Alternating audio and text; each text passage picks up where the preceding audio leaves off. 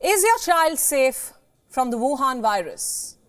Should the surge in infections worry you? Is the new wave going to affect children? I know.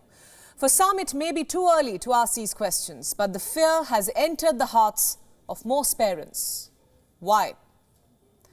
Developments like these provide the answer. This report is from Japan. It says the Omicron variant is claiming lives of healthy children. Yes, almost half of children who died this year in Japan did not have any underlying diseases or conditions. And now look at this report. It was carried by CNN. It says children's hospitals are already full of sick kids in the United States. They're now bracing for a potential increase in hospitalizations.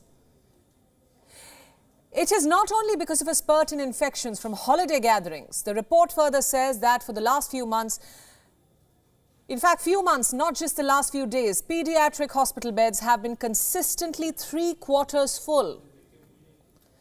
In fact, the chief medical officer of a children's hospital in the state of Colorado has issued this warning. Allow me to quote. While we certainly hope that families and friends have an opportunity to gather and spend time together this holiday season, this is also a time where we often see spikes in viral infections. There is still plenty of RSV, COVID and influenza circulating, and we encourage everyone to take precautions to keep themselves, their children and others healthy. And then you have reports like these. It says many countries in the Northern Hemisphere are now witnessing a spike in respiratory infections. Infections like influenza and RSV, it says that these infections are running rampant, leading to waves of hospitalizations and deaths, particularly among children. It doesn't quite end there. This next report is from Canada. It says the flu has returned with a vengeance and it's hitting children especially hard this winter. The same story in the UK. RSV, strep A, the flu, a range of familiar bugs have left children gasping for air in Britain. The BBC says childhood diseases are making a post-lockdown comeback. Now, before I go further, let's get some facts straight right away. In some countries, it is the Wuhan virus which is affecting children. In others, there are respiratory diseases making them sick. But are these two connected? We cannot be sure at this point, but you see, kids are falling sick. They are complaining of a sore throat, congestion, fever.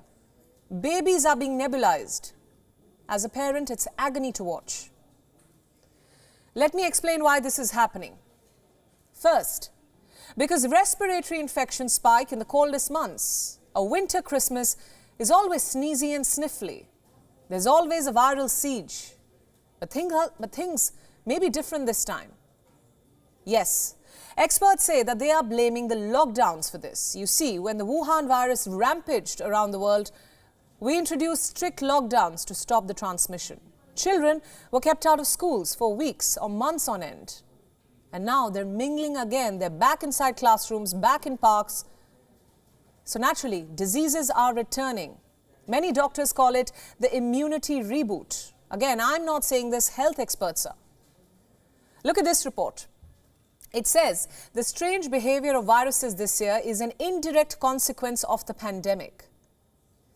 Last year, lockdowns and hygiene measures suppressed their spread. As a result, many children did not have the opportunity to build their immunity against them. And now that these measures are all but gone, these viruses have found a large pool of susceptible babies and children to infect.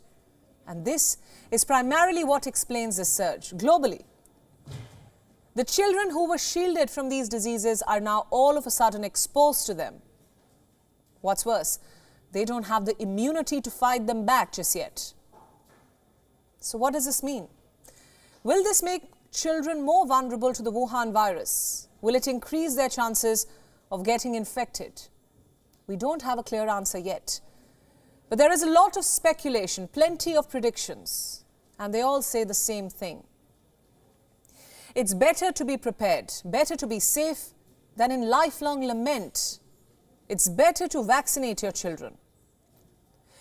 If you speak to an expert, a pediatrician, a doctor, he or she will tell you that nothing is unusual.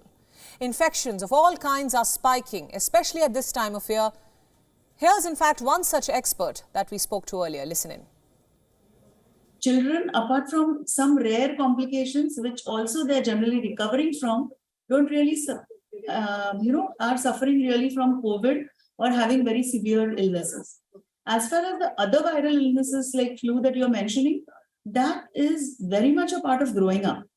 Because as a child is born, he has no, apart from some antibodies that his mother gives him, the baby has no real knowledge of, organisms. So every time the baby meets a new virus, a new bacteria, it's an introductory phase or a game that they play. So every child falls ill maybe 2 or 3 times in a year, URTI, an upper respiratory infection, in the first 3 years is part for the course for children. So you heard her. What she's saying gives you some kind of relief. But the thing is, the virus is unpredictable. It's been 3 years and it's still not gone. So we don't know what it's currently capable of. We're also hearing of mutations, newer variants. At the same time, you must not ignore cold and flu symptoms. It could very well be the Wuhan virus. If you need more proof about this, look no further than the country which gave us this virus, China. Researchers say that the BF7 Omicron subvariant, the one that is circulating in China, has a higher capacity to cause reinfection or even infect those who have been vaccinated. It doesn't matter who they are. The elderly, children, or even pregnant women.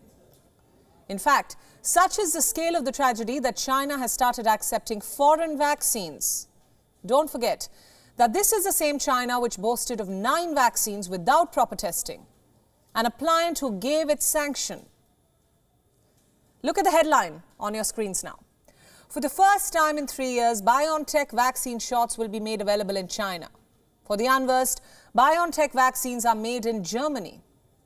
Now this is an intriguing development because as far as we remember, China had insisted on using only domestically produced vaccines. Vaccines that are not based on Western mRNA technology, but on more traditional technologies in China. So why is it taking German vaccines now?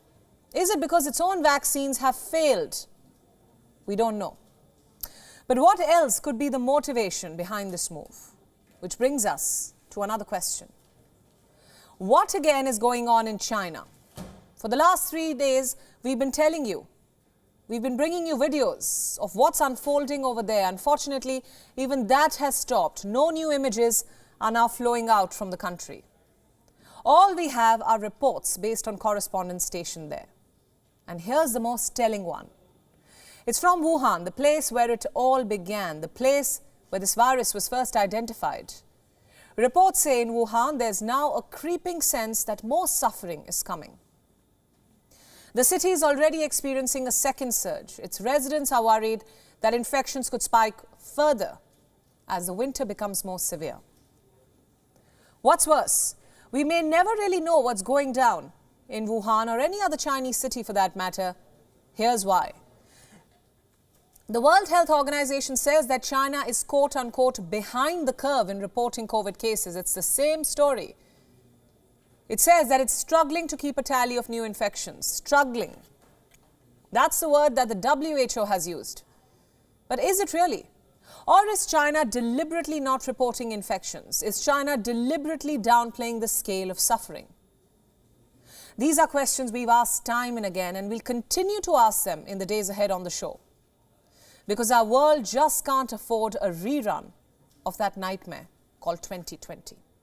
WION World is now available in your country. Download the app now and get all the news updates on the move.